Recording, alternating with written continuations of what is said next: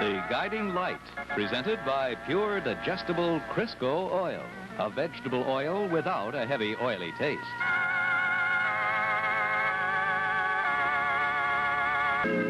Even or not, Dr. Jackson, this is the first tracheotomy I've had a chance to see here. It's emergency surgery, but fortunately there are not too many such emergencies.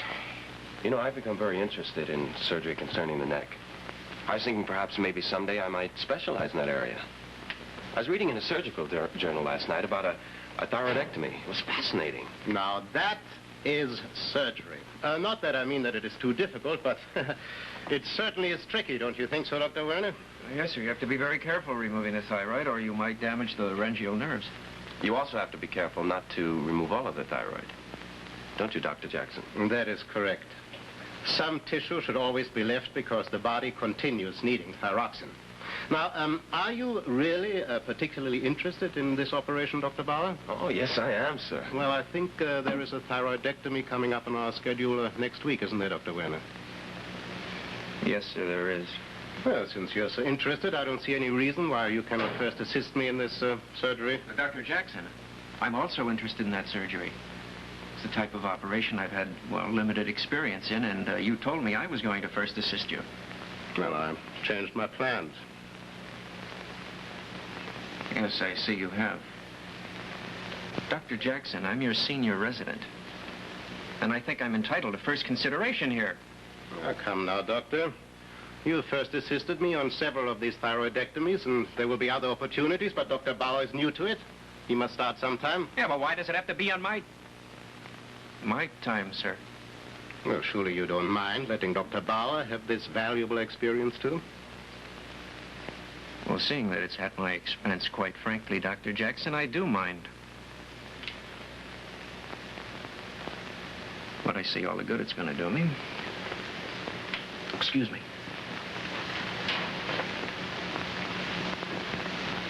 Dr. Werner is a capable surgeon, but quite incapable of being generous to my interns. He may not be capable of it, sir, but you certainly are.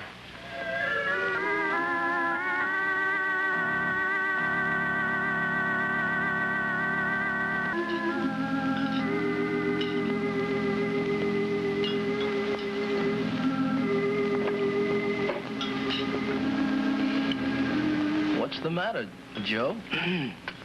You eat that sandwich like you're mad at it. Yeah, I'm mad, all right, but not at the sandwich. What's the trouble? I've got a bad case of internitis on my hands. Well, that's one disease I never heard of. Oh, sure you have. Did you fellas over in medicine ever get interns in your hair? Yeah, sure we do. And which one of the boys has you down now? Ed Bauer. How did he ever become a friend of yours anyway? Well, we were interns together for a couple of months. I was finishing my internship and he was beginning his.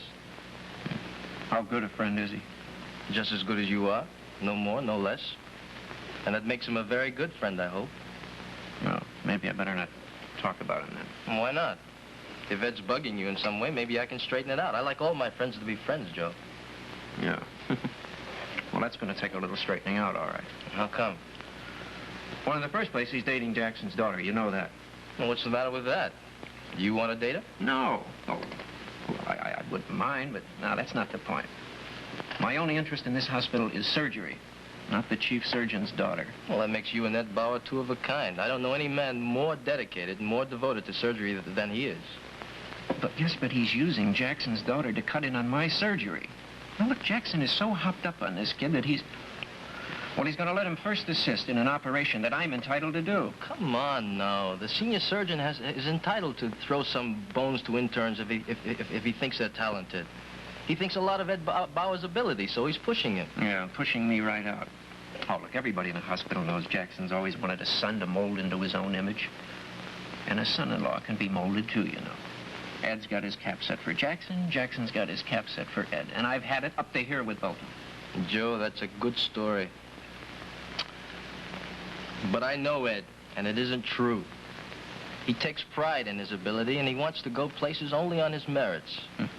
You mean his merits as a future son-in-law? No, I don't mean that. You know, as your friend, I want to tell you that you've always had a little streak of jealousy in you. You get hot under the collar whenever somebody else is getting the breaks instead of you. Relax a little. There's room enough for both you and Ed in this hospital. Even room to be friends. All right, all right. Ed Bauer is a wonderful guy and a great young surgeon, and I'm just an injustice collector. Let's forget it. I've heard him defended enough in Jackson's office. I have to hear it from you, too. No. But you asked me about Ed, and I've just told you what I think. All right, all right. Now I'll tell you what I think. I think Ed Bauer knows exactly what he's doing, including what he's doing to me. I took this residency under Jackson because I thought it was going to get me somewhere in this profession. And thanks to your friend Bauer, you know where it's getting me? Exactly nowhere. Because I'm being upstaged by a lousy young intern.